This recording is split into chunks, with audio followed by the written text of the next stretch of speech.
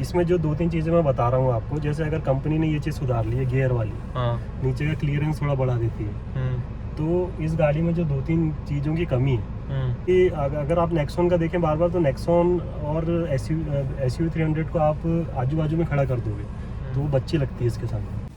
Hello दोस्तों, स्वागत है आपका ऑनेस्ट यूज़र रिव्यूज़ की नई वीडियो में। तो दोस्तों आज है हमारे साथ XUV 300 और इसके ओनर हैं मिस्टर आशीष पवार जी। तो आशीष पवार जी इस गाड़ी को ओन करते हैं, तो पवार जी से जानेंगे इस गाड़ी से रिलेटेड पॉजिटिव और नेगेटिव एक्सपीरियंस। तो first of all welcome to honest user reviews sir. तो सर फर्स्ट कब परचेज़ करी थी आपने गाड़ी और कितने की पड़ गई थी आपको ये? 7-8 महीने पहले करी थी। 8 महीने अभी मेरे पास हो गए हैं। अच्छा। 14,000 किलोमीटर चला चुका हूँ और लगभग 13.5-14 लाख में W8 मॉडल लिया हुआ है, W8 डीजल। तो दोस्तों अगर मैं बात करूँ इसके मॉडल्स की, वेरिएंट्स की, तो ये आती है W4, W6, W8 और W8 ऑप्शनल वेरिएंट में। तो सर जैसे आपने W8 डीजल लिया हुआ है और 14-14.5 के लाख के आसपास आपको पड़ गई थी, तो उस टाइम पे और किन किन गाड़ियों के ऑप्शंस आपके पास अवेलेबल थे, किन गाड़ियों की आप टेस्ट ड्राइव ले रहे थे, तो फाइनली आप XUV 300 पे ही कैसे सेटल हुए? मैंने 3 गाड़ी देखी थी। एक तो टोयोटा अर्बन क्रूज़र देखी थी, एक तो महिंद्रा XUV देखी थी और एक क्रेटा देखी थी। अच्छा। क्रेटा काफ़ी कॉस्टली आ रही थी इसके कंपैरिजन में।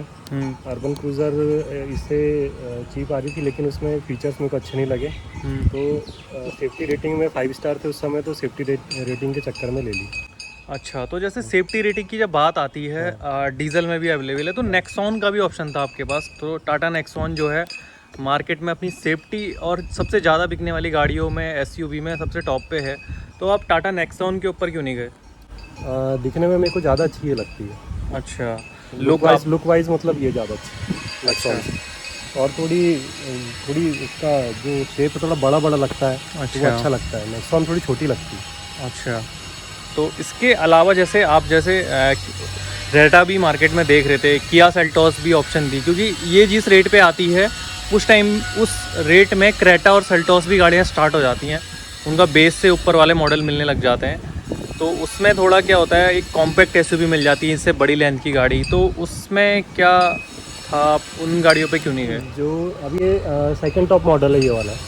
तो जो बाकी गाड़ियों में सेकंड टॉप में, जैसे क्रेटा में सेकंड टॉप मॉडल इससे 2 से 3 लाख रुपए महंगा है। अच्छा। एक तो वो रीज़न है। किया में इसलिए नहीं गया, किया तो इतने में कंप्लीट हो रही थी पूरी टॉप मॉडल भी, पर किया का थोड़ा सा ठीक नहीं चल रहा था मार्केट उस समय सेफ्टी रेटिंग्स में।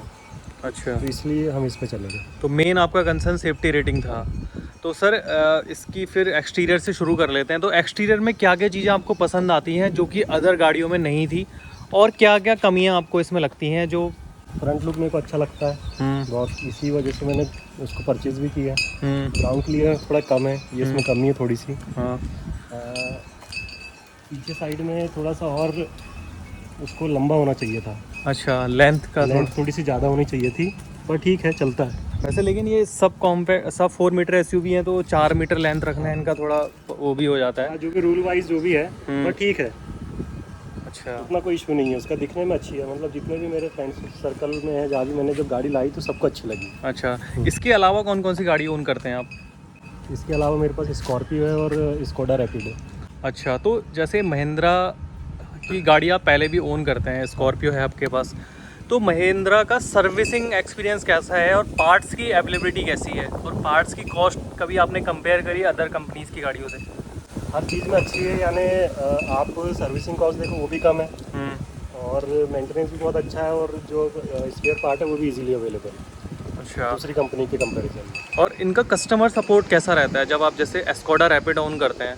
तो स्कोडा जैसे है अपनी जर्मन कार है, तो जर्मन कार्स के कंपैरिजन में आप जैसे इंडियन कार्स भी चलाते हैं, तो क्या आपको सर्विस सपोर्ट में क्या कंपैरिजन लगता है? स्कोडा की ज़्यादा अच्छी रहती है। अपने यहाँ पे तो शोरूम भी नहीं है, या तो भोपाल या नागपुर जाना पड़ता है। सर्विस उनकी बहुत अच्छी रहती है, सब कुछ बहुत अच्छा रहता है, लेकिन उसकी सर्विस कॉस्ट बहुत महंगी जाती है। अच्छा, तो कितने किलोमीटर के आसपास आप इसको अभी तक ड्राइव कर चुके हैं? इसको 14,000 किलोमीटर। 14,000 किलोमीटर चला चुके हैं। तो एक बार में लंबा कितना चलाया हुआ है, लॉन्ग स्ट्रेच? 500 किलोमीटर चला कंटिन्यू 500 किलोमीटर। उसमें क्या क्या प्रॉब्लम्स आई आपको? कुछ भी प्रॉब्लम नहीं आई? कुछ भी प्रॉब्लम। अच्छा, तो कितनी सर्विसिंग इसकी हो चुकी है अभी तक? एक हुई। एक हुई है। 10,000 किलोमीटर। 10 वाली। तो कितनी जनरल सर्विस कॉस्ट पड़ रही है अभी अभी तो उसमें फर्स्ट वाली तो फ्री थी, 3 सर्विस तो फ्री रहती है। तो दोस्तों अगर मैं बता दूं तो अभी जो इस प्राइस रेंज में जो सबसे ज़्यादा टॉर्क प्रोवाइड करने वाली गाड़ी है, कम से कम 300 Nm के आसपास टॉर्क मिलता है और 115 bhp की आपको इसमें डीजल में पावर देखने को मिल जाती है। और अगर आप सब 4 मीटर SUV में जाते हैं तो नेक्सॉन और ये अपना महिंद्रा XUV 300 और किया सोनेट ही 3 ऑप्शन आपको डीजल में मिलते हैं। इसके अलावा जो ब्रेजा है वो ओनली पेट्रोल में आती है। तो सर ये बताइए कि किया सोनेट का भी ऑप्शन था आपके पास? या उस समय सेफ्टी रेटिंग में इससे पीछे थी, अच्छा, इसलिए मैंने ये खरीदी। हाँ तो वो अगर कॉस्ट प्राइस देखें तो वो तो इससे कम में भी अवेलेबल थी उस समय। अच्छा, लेकिन सेफ्टी रेटिंग के कारण मैंने यही ली। तो सर जब भी ना XUV 300 की बात आती है तो इसका जो रियर बूट स्पेस है वो थोड़ा कम है। अदर जो इसके सेगमेंट हैं, सेम सेगमेंट की कार्स हैं, जैसे नेक्सॉन का 350 लीटर मिलता है, वेन्यू का भी 350 लीटर मिलता है, तो उसके बारे में आप क्या कहना चाहेंगे? वो आप कम तो है, मैंने भी जब परचेस करने गया था तो रिव्यू देखा था इसका, कम तो लगा मेरे को, लेकिन अभी 8 महीने हो गए मेरे को। 5 सीटिंग कार है, इतना सामान रहता नहीं है, और रहता भी है तो आ जाता है, मतलब 4 ट्रॉली बैग इसमें आ जाते हैं। अच्छा, 4 ट्रॉली बैग। तो मेरे को मतलब लेने के बाद मेरे को इसकी कोई कमी नहीं महसूस हुई। एक्सटीरियर में कुछ कमी पेशी आपको लगती हो? उसके बाद इंटीरियर में चल के बात कर लेंगे। सिर्फ एक ही कमी लगती है कि ग्राउंड क्लियरेंस कम है इनका, अच्छा, बाकी गाड़ियों के कंपैरिजन। हाँ, तो क्या होता है कि कुछ जो बड़े पत्थर वगैरह आ जाते हैं तो वो कभी कभी नीचे टकरा जाते हैं। अच्छा, गाड़ी में वो भी बहुत ज़्यादा, आप अगर रूरल एरिया में जा रहे हैं तब। तो कभी आपके साथ ऐसा इशू आया है कि मतलब ग्राउंड क्लियरेंस वाला प्रॉब्लम? 1 बार आया। अच्छा, दोस्तों अगर मैं बात करूं इसके रियर लुक की, तो रियर लुक में जो वेन्यू है और नेक्सॉन है, ज़्यादातर लोगों को उसका रियर लुक पसंद नहीं आता है। वहाँ पे ये XUV 300 उनसे 1-2 नंबर आगे ही साबित होती है। अगर दोस्तों मैं बात करूं तो इसमें आपको मिल जाते हैं 17 इंचेस के अलॉय व्हील्स देखने को मिल जाते हैं। वहीं इसके कंपैरिजन अगर मैं गाड़ियों की बात करूं तो नेक्सॉन और वेन्यू, किया सोनेट में आपको 16 इंचेस के व्हील देखने को मिलते हैं। चलिए अब इसके इंटीरियर में चल के सर से बात कर लेते हैं। इंटीरियर में आपको वाइट एंड ब्लैक के फिनिश के साथ डुअल टोन इंटीरियर देखने को मिल जाता है। तो रियर में कितने बंदे कंफर्टेबली बैठ जाते हैं इसमें? रियर साइड में हाँ, 4 बंदे कंफर्टेबल बैठ जाते हैं। 3 तो बहुत ही अच्छे से बैठते हैं, अगर 4 भी बैठ गए तो बहुत कंफर्टेबल बैठते हैं। अच्छा, जो पीछे का बूट स्पेस कम किया गया है, तो ये वाला स्पेस बढ़ गया है इसका, रियर वाला। अच्छा, तो इस वजह से बहुत कंफर्टेबल आते हैं। यानी बाकी गाड़ी, मेरे फ्रेंड्स लोग वगैरह के पास बाकी गाड़ियाँ भी हैं, वेन्यू वगैरह सब है, इतना स्पेस किसी भी गाड़ी में नहीं है। तो दोस्तों इसका जो बूट स्पेस है वो कम करने की वजह ये थी कि जो इसमें रियर सीट है उसमें आपको काफ़ी ज़्यादा नी सपोर्ट और यहाँ पे उसमें आपको हेडरूम काफ़ी अच्छा देखने को मिल जाता है। और W8 वेरिएंट देख रहे हैं तो इसमें आपको सनरूफ भी देखने को मिलता है। तो सर जैसे इसका जो इंटीरियर है वो वाइट और ब्लैक की फिनिश के साथ देखने को मिलता है, तो इंटीरियर में गंदा होने का वो सब चीज़ें तो नहीं होती कि दाग वाग लग जाते हो तो नहीं? अगर वैसे तो आजकल सब कांच बंद करके एसी में चलते हैं टोटल, तो इतना कुछ प्रॉब्लम नहीं होती है। लेकिन जिनको एसी में चलने की आदत नहीं है, कांच खुले करके चलते हैं, तो वो प्रॉब्लम उनके साथ आ सकती है। इस पे डैशबोर्ड पे धूल वगैरह जम जाती है। अच्छा, अगर आप कांच खोल के चल रहे हो, वैसे कोई दिक्कत नहीं है। तो सर जैसे आप इसमें कभी हाईवे वगैरह पे चलते हैं तो टायर की नॉइस, ये सब नॉइस इन केबिन के अंदर कितनी आती है, रैटलिंग नॉइस वगैरह? बहुत कम आती है यार। मतलब आप अभी सिटी में चलोगे तो आपको थोड़ा सा बाहर का इंजन का भी, जैसे इंजन स्टार्ट है, थोड़ी सी आपको डीजल इंजन की वजह से आवाज़ आ रही है। आप जब 4 लेन में चलोगे तो आपको कुछ भी आवाज़ नहीं आती है। अच्छा, और हाईवे पे स्टीयरिंग की परफॉर्मेंस कैसी है, कितनी स्टेबिलिटी रहती है गाड़ी की? बहुत बढ़िया है। अच्छा, स्टेबल। 3 वेरिएंट भी दिए हुए हैं इसमें, तो इसमें ये चेंज हो जाता है, चलते समय होगा, अभी नहीं होगा। अच्छा, तो सर माइलेज कितना मिल रहा है आपको डीजल में इसमें? माइलेज मेरे को मिल रहा है 20-22 का मिल रहा है। 20-22 का माइलेज? तो एसी के साथ, वो भी एसी के साथ काफ़ी बेहतरीन माइलेज आपको मिल रहा है। और सिटी में अंदर 17-18 का मिलता है। सिटी में 17-18 का।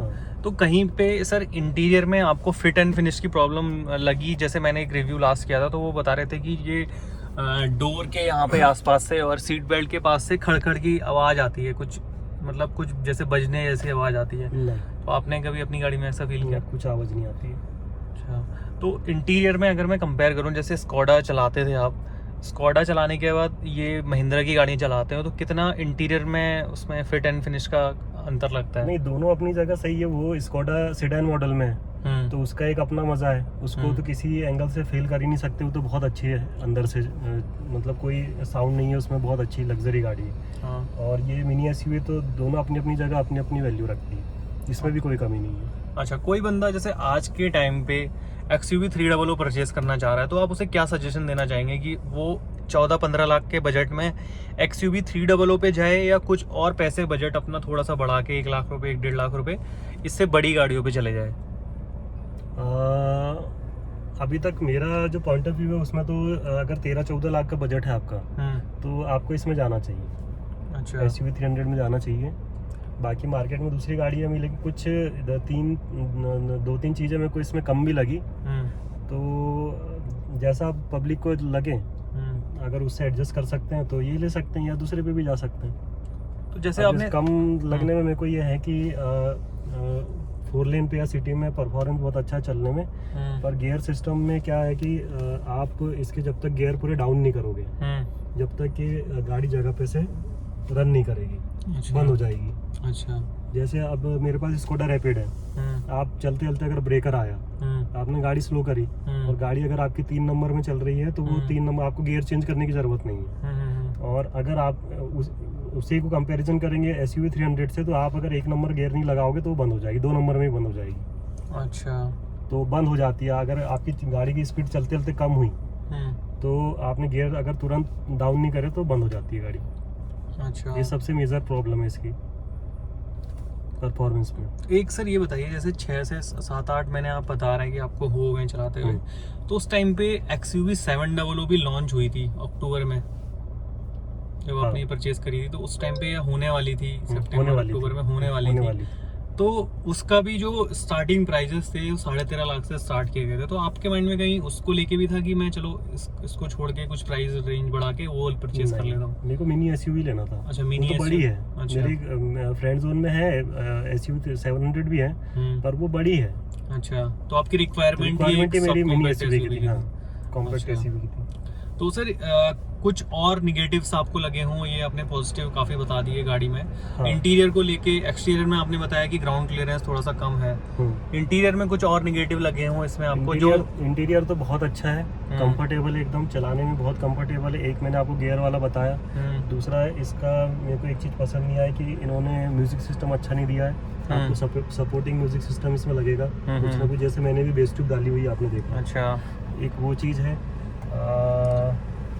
एक महिंद्रा जो है ना सर 700 में उन्होंने काफ़ी लंबी सी स्क्रीन दे दी है 10.5 इंच की, लेकिन इसमें वो अभी भी ये 7 इंच का टच स्क्रीन डिस्प्ले देते हैं, तो कोई इशू नहीं है। और ये सिस्टम तो बहुत ही पसंद आया। इसमें जो रिवर्स गियर में जो कैमरा ऑन होता है, एकदम इंस्टेंट ऑन होता है, बहुत अच्छा कैमरा।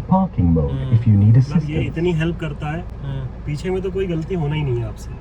अच्छा, बहुत जबरदस्त सिस्टम लगा के रखे। गाइडलाइंस भी बहुत अच्छी है। ग्रीन, रेड और येलो जो इंडिकेट करता है वो। नाइट में विजिबिलिटी कैसी रहती है कैमरे की? बहुत शानदार, जैसा आपको अभी दिन में दिख रहा है सेम टू सेम आपको नाइट में भी दिखेगा। कोई दिक्कत नहीं। और सर AC की परफॉर्मेंस कैसी है? AC की परफॉर्मेंस भी बहुत बढ़िया है।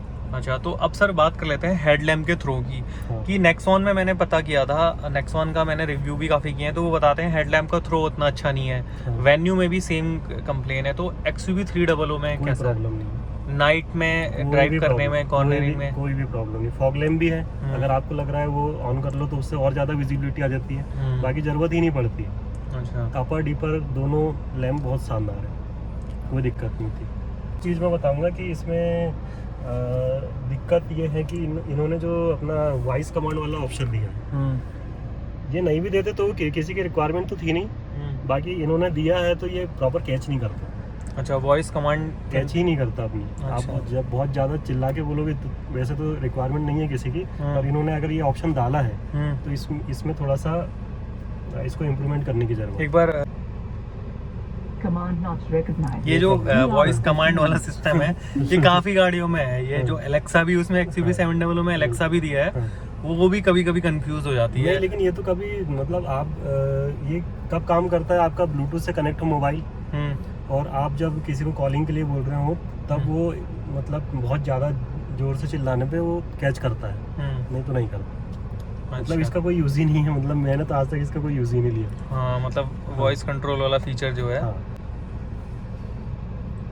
तो आपको क्या लगता है जो इसका 15 लाख का बजट इसमें पहुंच जाता है, इसके कंपैरिजन की जो गाड़ी 14 में कंप्लीट 14 साढ़े 14, पर जो इसके कंपैरिजन की गाड़ियां हैं ना, नेक्सॉन हो गया, वेन्यू हो गया, उनसे इसके हर वेरिएंट के प्राइस 50,000 से लेके टॉप वेरिएंट में 1-1 लाख तक महंगे हैं। तो क्या वो प्राइस रेंज जस्टिफाई है? आपने नेक्सॉन वगैरह भी चलाई है? चलाई है डीजल में? हाँ, चलाई है। तो मेरे को तो वैल्यू फॉर मनी यही लगती है। वैल्यू फॉर मनी लगती यही है। लगती है। इसमें जो 2-3 चीज़ें मैं बता रहा हूँ आपको, जैसे अगर कंपनी ने ये चीज़ सुधार ली है गियर वाली, हाँ। नीचे का क्लियरेंस थोड़ा बढ़ा देती है, तो इस गाड़ी में जो 2-3 चीज़ों की कमी है वो भी पूरी हो जाएगी।